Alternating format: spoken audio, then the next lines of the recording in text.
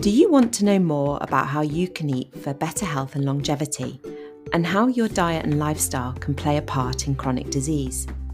Then you're in the right place. I'm Claire Day. And I'm Daisy Lund, and we are both plant-based doctors with a passion for improving nutritional education. In this podcast, we will bring you all the latest medical evidence on how a plant-based diet can improve your health whilst being kinder to the planet and fairer to the animals that we share it with. Twice a month, we bring you interviews from experts in the field with a focus on an important topic related to plant-based health, all while sharing recipes and food ideas. So, welcome to, in a nutshell, the Plant-Based Health Professionals podcast. Hello everyone, and welcome to another episode of the podcast. Hello Daisy, how are you? I'm really well, thanks, Claire. Yeah, I'm glad it's Friday, actually. It's been a busy week, so it's very nice to come to the end of the week, and I'm planning a relaxing weekend and not very much. So I'm looking forward to that. How are you? How's your week been? Good. I wanted to remember to tell you that I made your tempeh recipe this week, the one with the lime and coconut rice and the sticky ginger sauce. It went really well, so thank you for that. Nice. It's a good one, isn't it, that tempeh recipe? Yeah, we really loved it. I had a friend over, and there was a moment where I was chatting away and I thought I'd burnt the bottom of the pan and I had to sort of like quickly serve it up. But it was really, really good, and I think it might be worth putting in the show notes because it's so good. Definitely, we'll do that because it cooks really quickly, which is probably why you might have thought you've burnt it, because it's ready in minutes, isn't it? It's yeah, really yeah, definitely. It was the rice that took the longest, but even that, I actually had in my amazing where I overbuy ingredients, I actually found some whole grain basmati rice that the recipe called for. So I think you did make it for me once, didn't you? And was that whole grain rice, or did we have some white rice? I've not come across whole grain basmati rice. What was that like? I've used white rice before, yeah. Really nice, but I love brown rice, so I'm not someone who sort of complains about having brown rice at all. So yeah, I thought it worked really well with that. Was the whole grain basmati sort of somewhere in between white and brown then? Yeah, I think so. So it's definitely got sort of a bit of husk on it, and then obviously I think anything would taste nice with that sort of sweetened coconut and lime stuff that you put in there.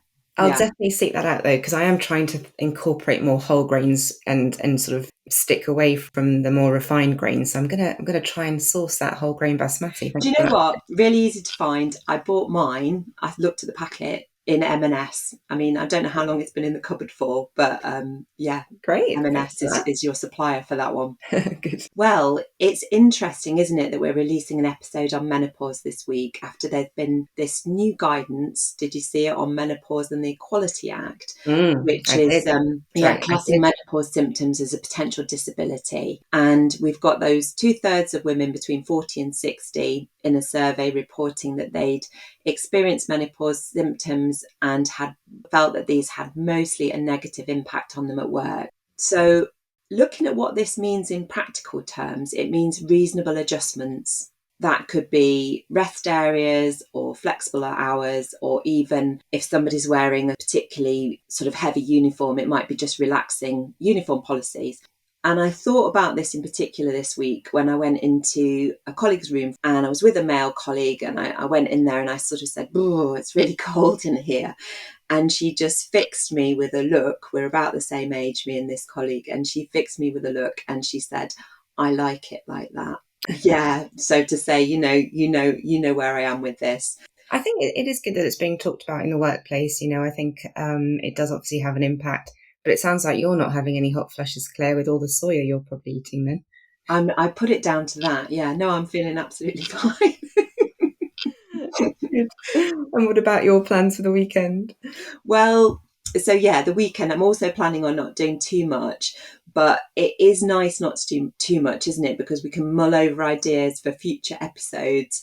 And as I've said, with today's episode being on women's health, it does bring me on to the pressing need to do an episode on men's health. So I was going to ask, did you get a chance to read the article that I sent over that came out about 10 days ago on plant-based diet and prostate cancer survivors? Could this be a job for your quiet weekend? Yeah, definitely. I'm going to read it this weekend, Claire, because I went on a prostate webinar actually that NWL Northwest London did recently. And I think raising awareness of prostate cancer is so important, particularly in certain groups. So I think you're right. We do need to plan a men's health episode. That would be really interesting. So this one was specifically about prostate cancer, and it's an American study, and they had a huge cohort of health professionals, of which they selected about 3,500 for this study. And this was sort of following the eating patterns of health professionals in the 30-year period from 1986 to 2016. So they identified men diagnosed with prostate cancer. None of them had metastatic cancer. And they were given these food frequency questionnaires, which they completed every 4 years. And it was about how frequently they ate plants or plant-based foods and in what proportion. And then every 2 years, they did a questionnaire talking about the frequency of incontinence, things like erectile dysfunction, any bowel problems, energy levels, mood, and so on. The study concluded eating plant-based foods would reduce risks in terms of recurrence and improve the survivorship in men with prostate cancer. So looking at the results a bit more, what they did was they split how much people were eating plants into quintiles, depending on how much they were having. And they found that those who consumed the most plant-based foods scored 8 to 11% better in measures of sexual function than those consuming the least. They also scored 14% better, those eating the most plants compared to those eating the least plants in terms of urinary health. So those are incontinence symptoms, better hormonal health, better levels of energy, and reduced symptoms of hot flashes. And those hot flash symptoms, of course, men do experience those as well when they're going through treatment for prostate cancer, which often involves removing the prostate completely. Do you know what? I think that it's really interesting that the study showed not just improvements in recurrence and survival, but also improvements in symptoms, which is so important. Yeah. So, what we've said about men having hot flashes, it's not just something women experience. Men who are unfortunate enough to be diagnosed with prostate cancer and need treatment for that, they're going to have changes in their hormones, which mean that they get hot flashes too, which takes us on to this week's guest. Yeah, so this week we welcome Dr. Nitu Bajekal to the podcast. Nitu is a consultant obstetrician and gynaecologist, and her special interests include lifestyle medicine, menopause, PCOS, and endometriosis. And she came on to tell us all about her new book, Finding Me in Menopause, which is actually out on the 25th of April. And I found it really interesting talking to Nitu, not just about the menopause, but also about her journey to being plant-based and how she came to that through her daughter becoming vegan first for ethical reasons.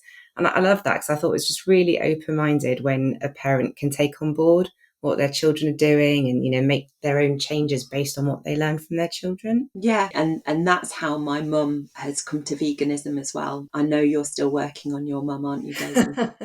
Definitely. Yeah, so we had a really interesting conversation about the menopause and looking at all the lifestyle changes that can help in conjunction with HRT, or just for people who don't want to start HRT or can't start HRT. It's important to talk about the lifestyle things that can help. Yeah, I think so. Because I think menopause is talked about a lot recently, isn't it? But usually in the context of HRT, actually, I don't think there's much chat about lifestyle and how that can help. And I think it's interesting, the sort of the things that Nitu mentioned in terms of lifestyle and what an impact that can have on symptoms. And again, soya came up, the not so humble bean. Yeah.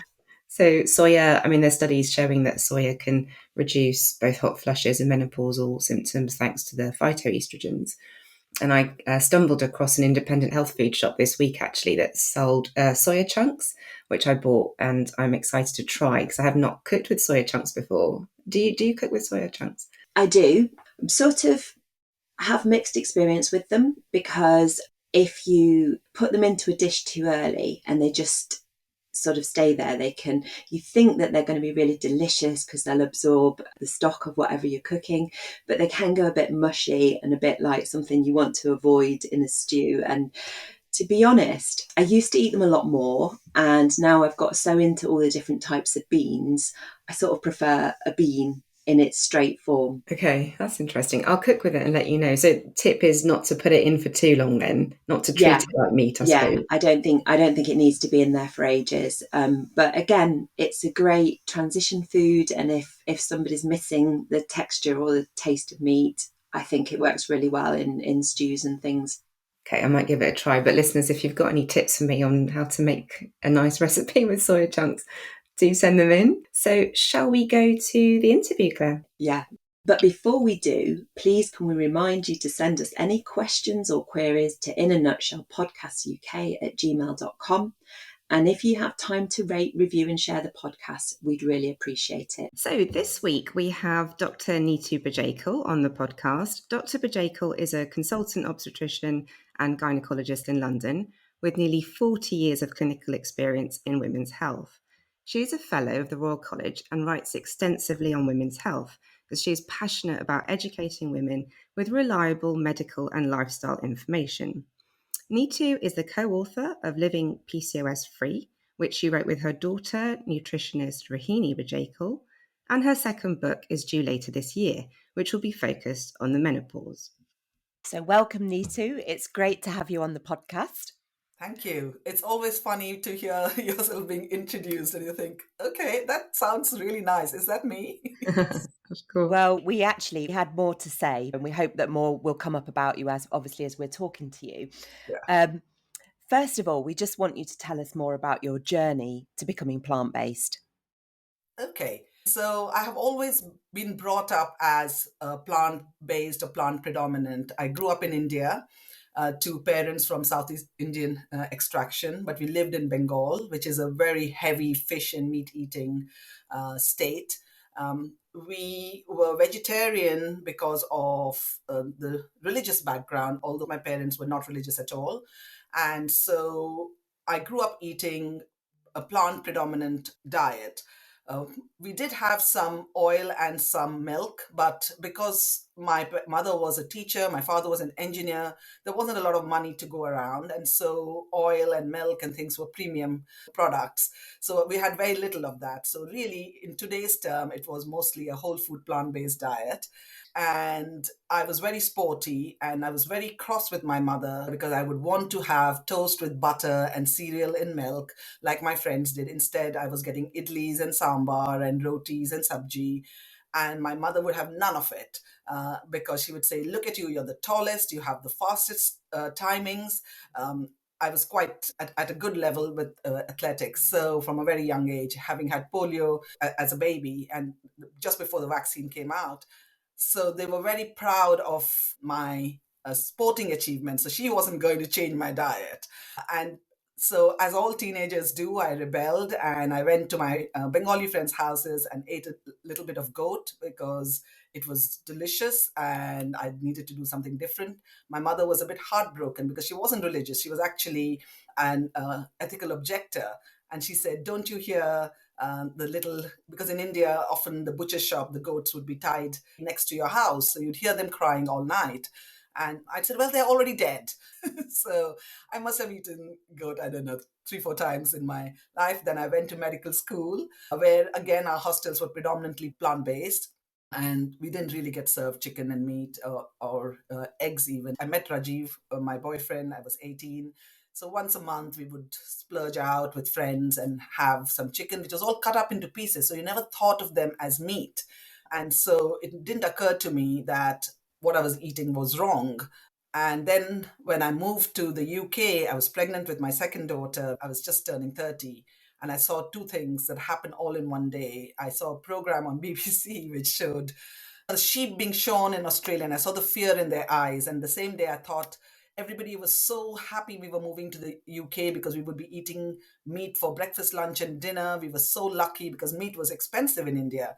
So I thought, okay, maybe I should be cooking. So I got some mince and I washed it. I didn't know that you don't wash meat. And I saw the blood running away. I thought, oh my God, that's like the blood that I operate on my patients.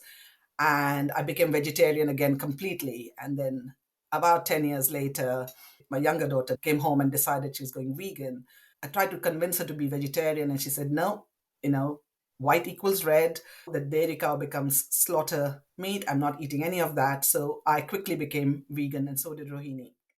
So I have always grown up plant-based. My journey into veganism was a little bit later, but I realize for my patients and for people around me, I understand it's a big ask, and I just want my patients to do the best they can for their health, which luckily the healthiest foods tend to be also kind to animals and to our planet. But I don't necessarily believe that getting everybody to go vegan is the answer, because it's a difficult journey. You have to have the support of your family, the conviction, the time, the privilege. So I'm very aware of that. But yes, of course, I would love the world to go vegan, but I know that health is something dear to all of us. We want to be healthy, we want to make those changes, and I want to work with that because that's my passion. Great. So you're not trying to get everybody to go vegan in your practice as a gynecologist, but No. can you tell us a bit more about how you incorporate what you know about plant-based diets into your work? Yeah. So 22 years ago, I myself was struggling and I didn't know where to turn. My period had stopped and I knew that I was going through something called POI, premature ovarian insufficiency, which is any woman or those assigned female at birth who stop their periods under the age of 40. So under 20 is 1 in 10,000, 1 in 100 women under the age of 40 stop their periods. About 12 in 100 stop their periods between 40 and 45. The average age of stopping your periods for a year, when it's known officially as menopause, is between 45 and 55. So I was really struggling with my symptoms. And it took me some time to get to my diagnosis as well, because my sister, who's 9 years older, was having periods. My mother had the normal time. So I didn't think, I thought I was stressed, applying for jobs. I was being bullied, and often in your head, you think it's you when it's a toxic workplace. So I didn't feel comfortable to share it with my colleagues, which I should have. My male colleagues, I was one of four, and they would have been very supportive actually. But I wanted to establish myself before I revealed any weakness about myself, which I now know to be wrong. You can't be strong unless you share things with people, and people can't help you if they don't know what you're going through. So I didn't get the hormone replacement therapy that I should have. And a year later, when Naina decided to go completely plant based, although I was already vegetarian and I was always physically active and I was never carrying excess weight, I noticed huge improvements in my symptoms. And so I still didn't, because the scientist in me, the skeptic in me, still didn't put two and two together, that my hot flushes had got better and my mood was better, my energy levels were better, my skin was glowing. Because, when you are vegetarian in a new country, in the UK, you eat a lot of dairy. And so getting that out actually made a big difference. But it took me another 10 years to understand all the science. So my patients always knew I'd gone vegan, and they would always comment on how well I looked. But I didn't initially want to share too much with them, except I knew that eating plants and all that was good. So my website always had information like that. As I learned more of the science, as I became board certified with lifestyle medicine, I started then incorporating it even more. I always start with the lifestyle things. Is there areas of stress that you can improve? Is there sleep that you can improve? Is there social circle you can improve? Is there alcohol that you can reduce? Those feel non-threatening. When you start talking about food, it can feel very threatening. And so I would often just empower them with knowledge, like you might want to read some of my fact sheets, because I've had my website for 25 years and I keep updating them. And I've got 50, 60 different fact sheets all about gynecology, from hysterectomy down to painful periods, but also about lifestyle and how to improve nutrition and what supplements one should take and what supplements one shouldn't take and things like that. So I have found very good response. I see patients who they're either completely plant-based or plant predominant. And because I think when you do it in a non-judgmental way, when you meet people where they are, they start seeing the results for themselves. They realize it's a joyous way of eating. And occasionally you'll get the vibe they don't want to know any of that, and that's fine. I don't have a problem. But it's up to the person to go and seek the right, reliable information. And that's what my website does. That's what my consultation does. I have a voluntary organization where we try and teach school children, girls, different types of foods and how to look after themselves with painful periods and stress and things. We challenge them to have one new food. So it's just meeting where people are at. I just think do the best we can, be the kindest we can, and actually people will want to follow you instead of you being harsh or judgmental. It makes people very uncomfortable. No, we agree. It's not about perfectionism. It's about just taking one step at a time. Yeah, And yeah. absolutely. Yeah. So we know that you've got this book on the menopause coming out. April 25th. Available for pre-order. Nice. Great. Right. So we're going to talk about a bit more about that at the end. But I want to know, because we know you've got the book coming out, we really wanted to focus this episode on talking about the menopause. Okay. And what you've said is, you know, there's nothing like symptoms really to motivate people to look at their lifestyle. So just starting at the beginning, what sort of symptoms might somebody experience when they're going through the menopause? And when would you recommend that they think about seeing a healthcare professional? Yeah. So one of my mantras is never too early and never too late to learn about menopause. Okay. You may be in that fortunate 15-20% where you have no symptoms at all. But the vast majority of women will struggle with some symptoms. However, they're not as catastrophic as the media make it out to be. While I'm a great proponent of hormone replacement therapy, and I know its benefits for a lot of people, many people can't take it or they just don't want to take it. So I do want people to know, whether you're on HRT or not, lifestyle changes, little changes starting early can go a very long way. Because perimenopause, which is the time when you transition to menopause. So menopause is a definition where you do not have periods for 12 months. Okay. And so it's a retrospective diagnosis. What does that mean? That means you look back after not having had a period for 1 year to say, I am now menopausal. So the time that you're approaching menopause can be as much or as little as 2 to 8 years before your periods finally stop.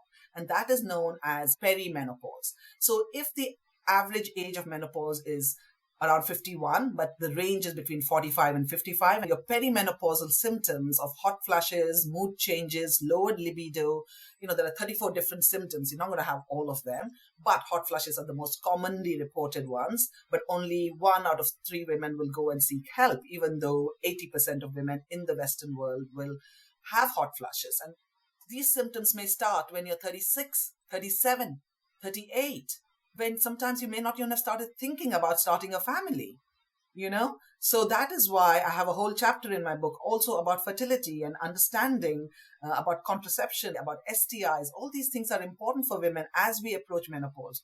So if you're destined to stop your periods at 46 and your perimenopause is going to be the 8-year type of stretch, you can imagine you're hardly 37, 38. So, yeah.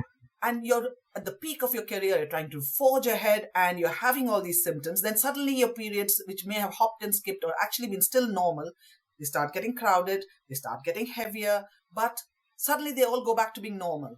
And, as women, we are very good at telling ourselves, oh, that was all in my head. Look at me now. I'm absolutely fine. I must have dreamt that all. Okay. And then the cycle starts again. And you're busy with your child's A levels, or you're busy with your elderly parents, or you're busy trying to forge your career ahead, and you're ignoring these symptoms. It is important because bone changes, lipid changes all start in the perimenopause. So you really want to be focusing on, what is your sleep pattern like? Have you got a good sleep routine? What are your stress levels like? Stress is never going to go away in modern life. Okay, but do you know how to identify your stress triggers? Do you know how to cope with them? Have you got a breathwork strategy? Are you able to do those things? Are you able to look at the amount of alcohol you're drinking and being realistic that while it might relax you, you're actually having worse sleep, worse menopausal and perimenopausal symptoms? So are you trying to reduce the amount of alcohol? Because you know that there are 7 different cancers linked to alcohol, breast cancer, particularly in menopause and postmenopause. So, and 1 in 7 of us will get a diagnosis of breast cancer. So, it's not that I don't drink alcohol. It's just that I know every time I drink it, I am putting poison into my body and I have to make a conscious choice. I'm doing this as a treat. I'm doing this because I want to. So learning how to have non-alcoholic drinks, learning how to mix it with water, having alcohol-free days. These are important things that you can bring in earlier in life and actually being able to say, no, today I'm not drinking. today I am not doing this. Being kind to ourselves and understanding that perimenopause can start much earlier. And also, if your periods are misbehaving for more than 2 or 3 months, it may be that you have other conditions as well. So keeping a menstrual calendar is really important from the time you start your period until the time you finish. That is really something that I can't stress enough, because there are so many women's health conditions that affect us during our working career that get pushed to the background. So it's really important to start talking about perimenopause and menopause much earlier. And then if you are somebody who's just coming to it now, it's never too late, even if you're 80, because bone health, heart health, all these are really important. So when people say I've been through the menopause, I don't have to worry about it, I don't have to listen to this podcast, I don't have to read anything. No, you do have to. You do want to look after your muscles, your bones, your brain. And there are so many good ways of doing it through the 6 lifestyle pillars and HRT when needed. I do want to ask you, because obviously we want people to read the book, we want people to take the lifestyle measures first. But for anybody who's going to their GP because they think, yeah, I'm doing all that, what can they expect? Do they need investigating? So that's a very, very good question. I think anybody above the age of 40, you should ask to have your lipid profile, so your cholesterol levels, your iron levels, your thyroid function, your fasting blood sugar, all these things to be done. So when you go to the GP, it's really important that you should have your menstrual calendar. You should know when your last period was, the top 3 things that you want out of the 10-minute consultation. Now, it is possible that your symptoms are already bad enough and you may be doing lifestyle measures, you may not be doing lifestyle measures, but you need help now. And so there are women who in the perimenopause, even before they stop their periods, will actually benefit from hormone therapy. And so it's important for us as doctors not to scaremonger when it comes to HRT. For the vast majority of women, it is very safe. And it involves, as long as you have a uterus, you need to take both estrogen and progesterone. But estrogen is the one that will actually help with all the symptoms. Progesterone is there to protect your uterus, so you have to take it if you've not had a hysterectomy. What's going to help you is estrogen, but taking it just on its own will thicken the lining and increase the risk of endometrial overgrowth of cells, hyperplasia, and cancer. So progesterone is very important. There's a lot of hype about testosterone, but only a tiny proportion of women actually benefit from it in my own clinical experience. But it's certainly something to discuss, especially in the younger patient. And anybody under the age of 40 who is missing their periods for 3 months need to be investigated. And in those investigations, you will do blood tests like FSH, LH, estradiol, which will tell us straight away whether somebody's got an eating disorder or is over-exercising, or whether they are having polycystic ovary syndrome, or whether they're having a premature ovarian insufficiency or premature menopause, as it's called, or early menopause. So under 40, detailed investigations as soon as you diagnose somebody with POI, because with premature menopause, this time is crucial. It's important for bone health and things like that. So under 40, you'll be doing lots of tests and referring to a specialist like myself or to a specialist who's got an interest in POI. It's up to the person whether they want to take HRT or not, but it is really important medically to advise strongly to take that under 40. And you can take it until you're 55 without the clock ticking. And then between 40 and 45, we do tests again, check that you're not pregnant again. You're doing the hormone tests if your periods have stopped to see whether you're menopausal, your thyroid function, because between 40 and 45 also, which is known as early menopause, investigations are needed. After 45, if the history is pretty clear, you don't need to do hormone tests. And a lot of clinics do urine and blood assays. So it's important to understand that you should not be wasting your money. I do have 2 questions about testing, actually, but the questions I have is between the age of 40 and 45, when we do tests, if the tests are normal, but the patient is still symptomatic of the perimenopause, yes, would it be reasonable to start HRT? Yes, but you don't do blood tests if they're still having periods. I'm talking about people who are not having any periods, okay? If you're hopping and skipping periods, you have a diagnosis there. But yes, you can do the FSH and estrogen levels, and definitely you can use HRT even if you're having regular periods. But don't expect hormone results to give you any inkling, because they will be normal one day, they'll be abnormal the other day. We are talking about when you want to do blood tests between 40 and 45, specifically to diagnose menopause. There is no blood test to diagnose perimenopause, not a test. And it's also important in that same breath to only use HRT that has been prescribed by people like you, standardized HRT that has gone through a rigorous process of testing, which is known as body identical HRT. So it could be a gel, a spray, a patch, it could be a tablet for progesterone, it could be the Mirena coil. Thank you for clarifying that. I train GP registrars coming out of hospital medicine into general practice, and quite often they'll see a normal FSH in a 43-year-old who is clearly having perimenopausal symptoms, and they'll be worried about starting HRT because all the blood tests are normal. You can empower the patient by saying, let's do a trial. You will know in 6 months. You will know, because they have to also expect that they may have some irregular bleeding on HRT. It may take time to titrate the HRT. They may have breast tenderness. They might want to give up.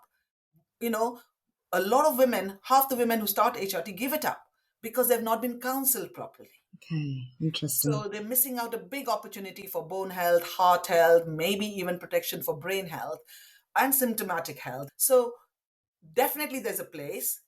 Lifestyle has a place. It doesn't have to be, you have to do lifestyle first and then do HRT. It could go side by side. It could be one or the other. It could be whichever. But having seen, I see thousands of patients. So I know that those who look after their lifestyles tend to have a better response with HRT. They tend to do work better for them rather than this. And there's also this fear, Claire and Daisy.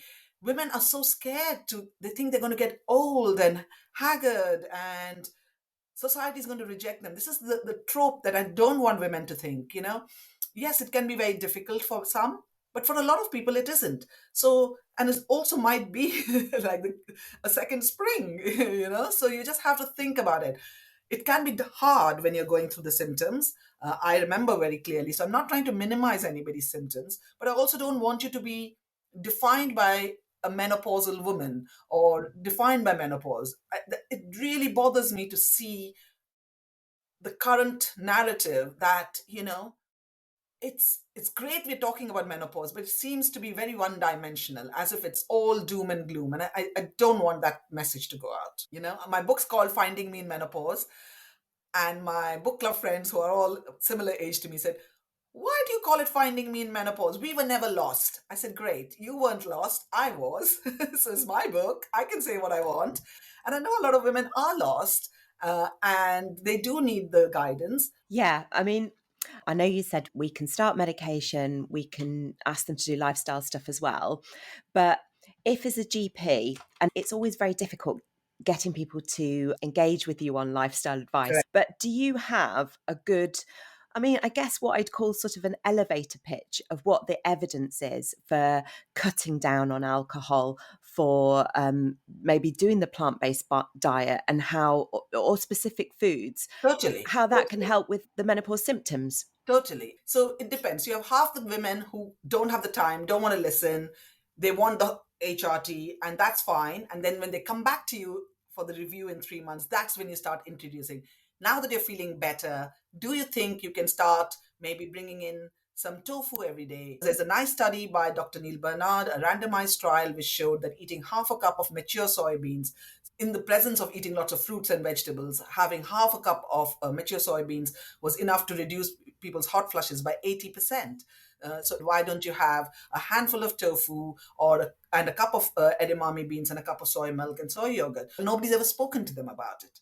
So that would be my advice. Lovely. We were going to ask you specifically about soya, so we're really glad you mentioned it. Yes. As you mentioned, there are studies showing that soya can improve menopausal symptoms quite considerably.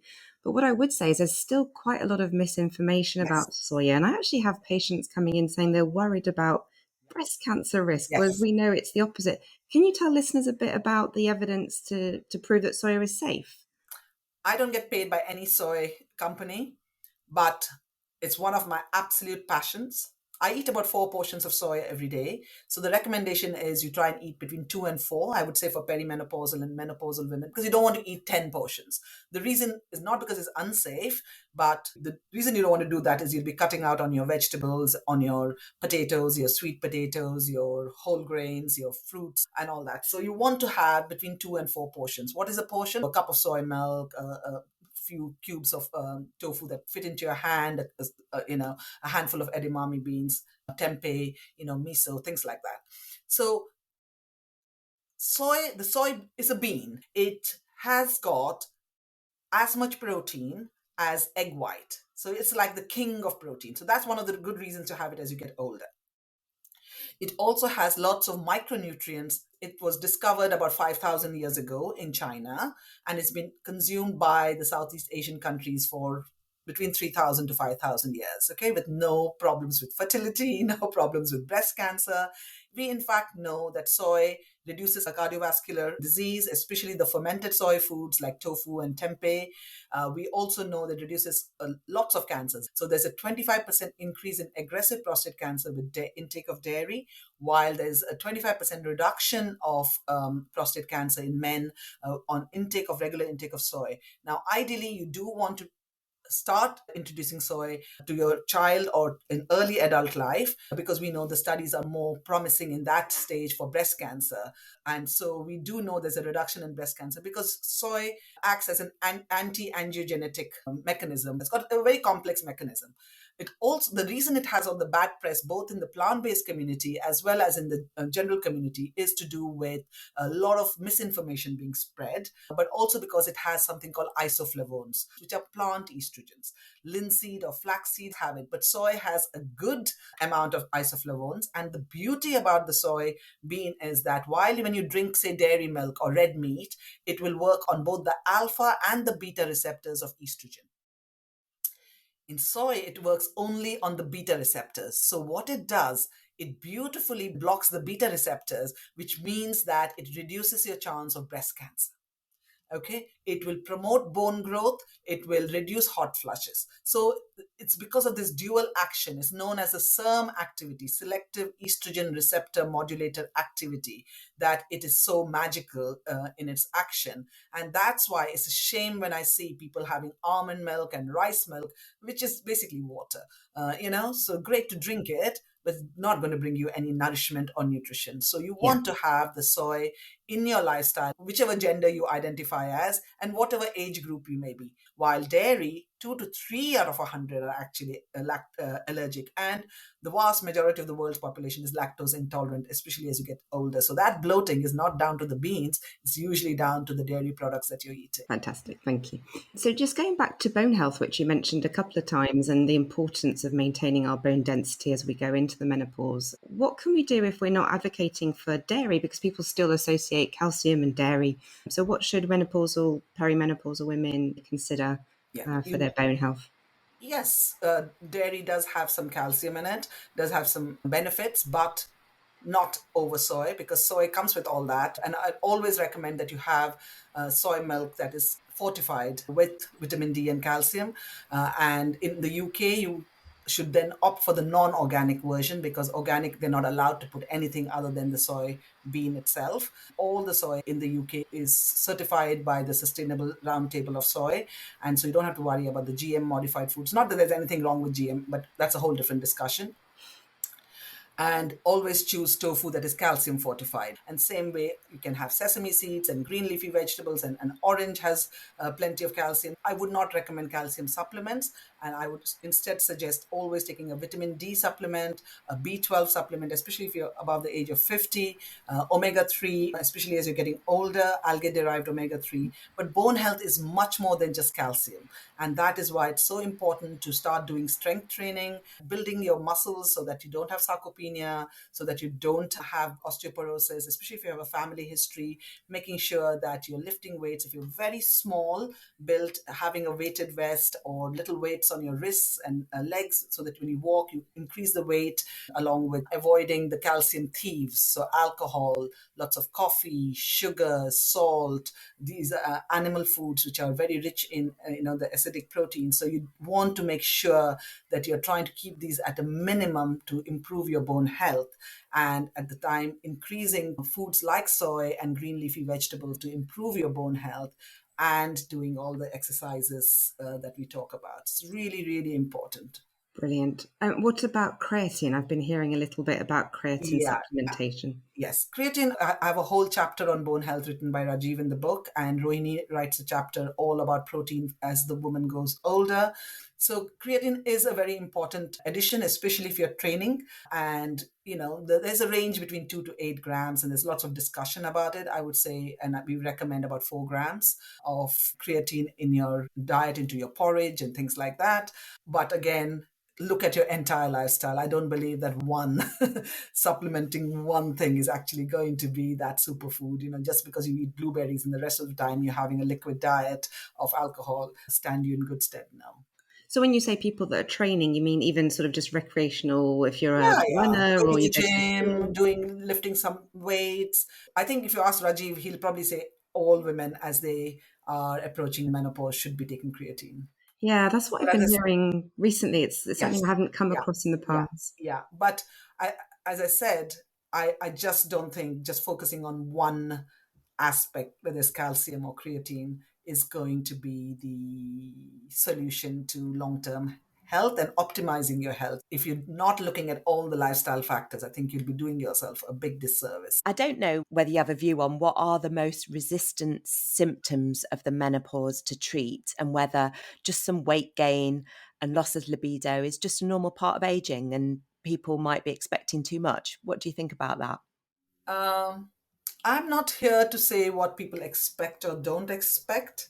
It's not my lived experience, so it's very hard for me to say. I do take every patient, what they say, very seriously, and I try and offer them solutions, whether it be lifestyle based or medical based or surgical based. And I think when you present all the options in a very non judgmental way, people then go away and actually come to a decision which they are very comfortable with. That is the way I've always worked, when I retired from the NHS in April 2022, but I never changed the way I talk to my patients or the time I gave my patients, whether they were NHS patients or private patients. So I think just being that person to provide the information and giving them some guidance. And so when you give them all the options, they can go and say, oh, actually, you know what? I think I will try that talking therapy. I think I will try that walk before I do this.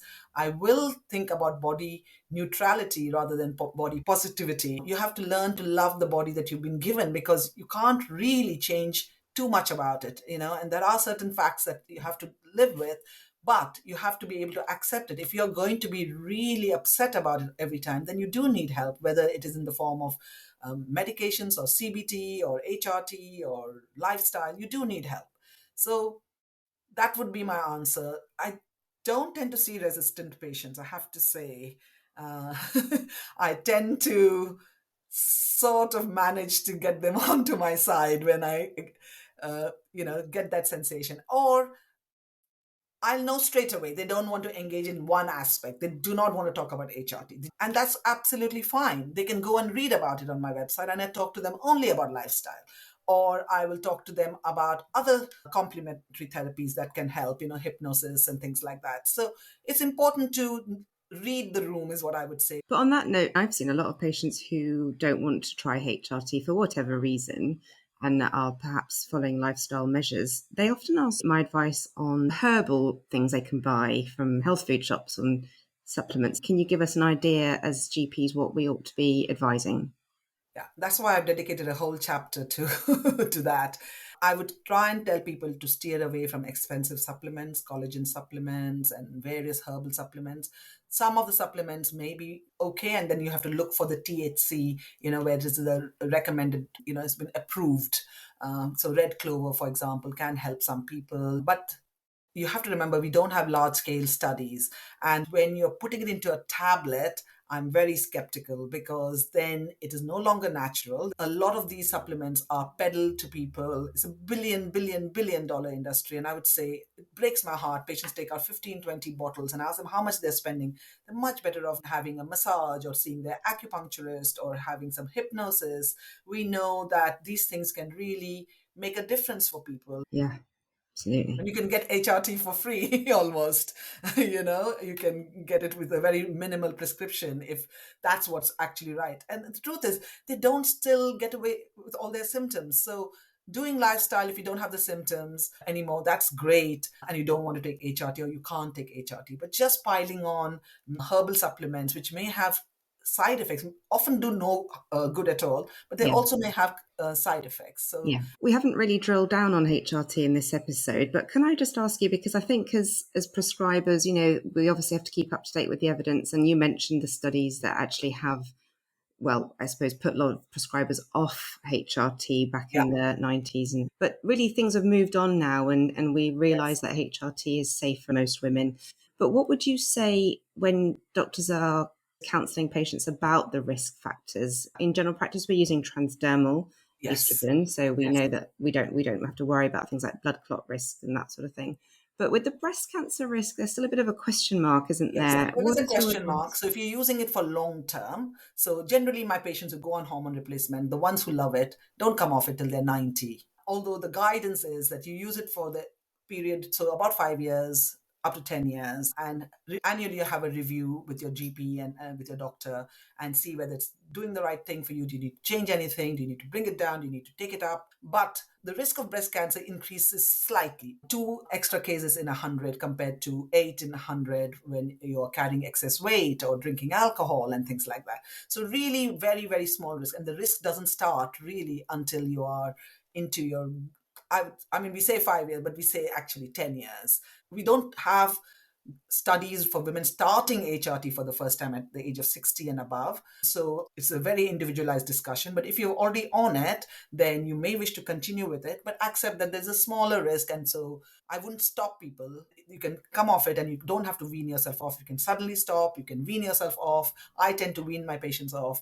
But if you find that your symptoms have all come back, then you can absolutely, knowing that there is that small risk, but that should not put anybody off. The risks from diet and lifestyle for breast cancer is actually more. Yeah. And in general practice, obviously, we're seeing a lot of women now surviving their breast cancer diagnosis Yes, and doing yes, really well. But then obviously they then enter the menopause and yes, asking us for HRT prescriptions. Where do you yes. stand on that? So that is a very, very individual discussion. Most breast cancer specialists are still very uncomfortable, especially if you're estrogen receptor positive. So HRT is generally a no. There are other drugs being brought into the market. If it's just for hot flushes, here lifestyle comes hugely into play. Soy, studies have shown women on tamoxifen, when they eat regularly, eat soy, they halve their risk of dying from recurrent breast cancer. So we know that lifestyle has a huge importance to play. Exercising reduces the risk of cancer, but also regular exercise reduces the risk of cancer coming back. So every aspect, sleep, alcohol, so all these things are really important. But there are new drugs that are coming. They're the neurokinin 3 receptors in our brain. They work on that and help with hot flushes. So there is a lot of promise. But HRT, yes, it is possible in a very small group of women, and depends on which type of cancer. So it's a whole different podcast episode, which I'm happy to do, but it's very niche. Yeah, it's really a case of involving the oncologist, the Correct. specialist, the GP. It's Correct. a multidisciplinary discussion, Correct. isn't it? And an Everybody needs individual. to be involved here. But Well, vaginal estrogen, on the other hand, which is something that can really transform women's lives when it comes to reducing the risk of cystitis and atrophic changes in the vagina, reducing discomfort during intercourse and when you pass urine, and all the paper cuts that people talk about. More and more of us are more than happy for women to have local vaginal estrogen if you've had a background history of cancer. Right. So getting away from the need for any medication or supplements, we want to get back to what we really love talking about on this podcast, which is food. Love it. And we, inspired by a conversation me and Daisy had earlier, we want to ask you about what you recommend for breakfast. What do you have for breakfast? So my breakfast tends to be fixed most days except weekends. Tends to be a soaked porridge that my husband's made with 4 or 5 grains. So I enjoy a big bowl of porridge with a huge cup of soy milk in it, a couple of dates that have been chopped up, a cup of berries, cinnamon, protein powder, flaxseed powder, lots of walnuts and cashew nuts in it. So it's a big breakfast that I tend to have. And then usually for lunch, I might grab a sandwich if I'm at work, or a baked potato with baked beans. And dinner, it could be soba noodles with a stir fry, salt and pepper tofu is tonight with, I think, kidney beans and a cumin rice. So Lovely. Your breakfast sounds a lot like Claire's, but I wanted to ask you, do you cook the oats? it's cooked, yes, in the Instapot before. We were laughing with your daughter last night about Claire eating her oats without cooking them.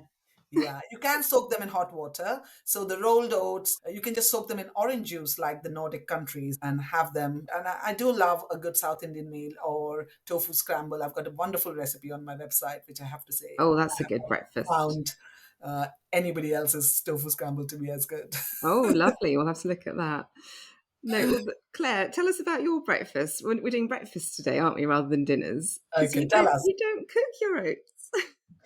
I don't think I thought I was following the rules, that I just put everything on the morning. I just put exactly what you have, Nitu, actually.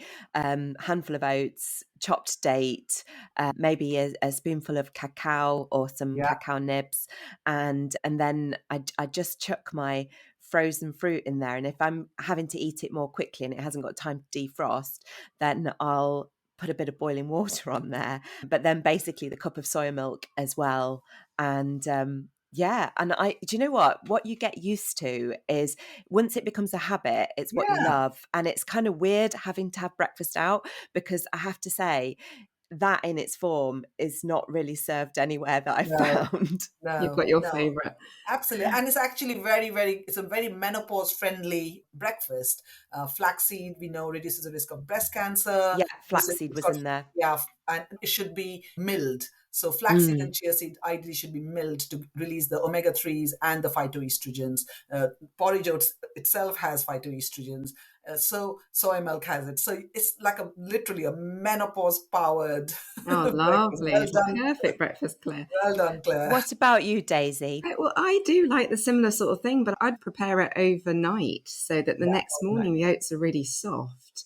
And I'll put flax seeds, I'll put whatever I've got the night before, really. So I often like chopping up almonds, frozen fruits. Sometimes I'll put peanut butter if I'm not Oh, putting yes. whole Oh, nuts. yeah. I forgot that. Always a tablespoon of peanut butter in my. Yeah. But I've never heard of anyone eating it without pre-soaking or cooking. So listeners, if you are doing the same as Claire, will you let us know? I have actually come across quite a few people. Really? So I don't think Claire is unusual at all. It's No, just a matter of getting used to, fair enough. and I bet you she would probably gag if she ate our porridge. Yeah, I can't do cooked porridge anymore. See, There's a what did I whole say? set of patients that are from my GP surgery that I've told to eat exactly like this. So I'm sure they all are. Wow, amazing. I'll give it a try tomorrow, Claire.